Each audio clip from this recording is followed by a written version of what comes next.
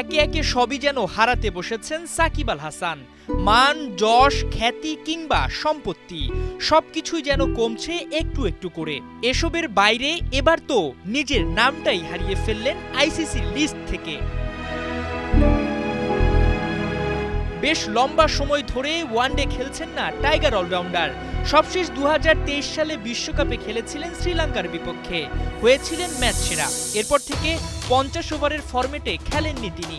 বুধবার ক্রিকেটারদের সাপ্তাহিক হালনাগাদ র্যাঙ্কিং প্রকাশ করে আইসিসি, যেখানে টেস্টে নাম থাকলেও ওয়ানডেতে নেই বিশ্বসেরা অলরাউন্ডার। আর এ দেখে ক্রিকেট ফ্যানদের মাথায় প্রশ্ন, কেন নাম সরিয়ে ফেলা হলো তার? আইসিসির নিয়ম অনুযায়ী কোনো ক্রিকেটার যদি টানা 12 মাস ওয়ানডে বা টি-20তে না খেলেন তবে তিনি র্যাঙ্কিং থেকে বাদ পড়েন। আর টেস্টের ক্ষেত্রে সময়টা 15 মাস। সাকিবের ক্ষেত্রে স্বাভাবিক নিয়মটাই অনুসরণ করেছে আইসিসি। 1 বছর ধরে তিনি খেলেননি ওয়ানডে। এর আগে টি-20 র্যাঙ্কিং থেকেও সাকিবের নাম সরিয়ে ফেলে আইসিসি।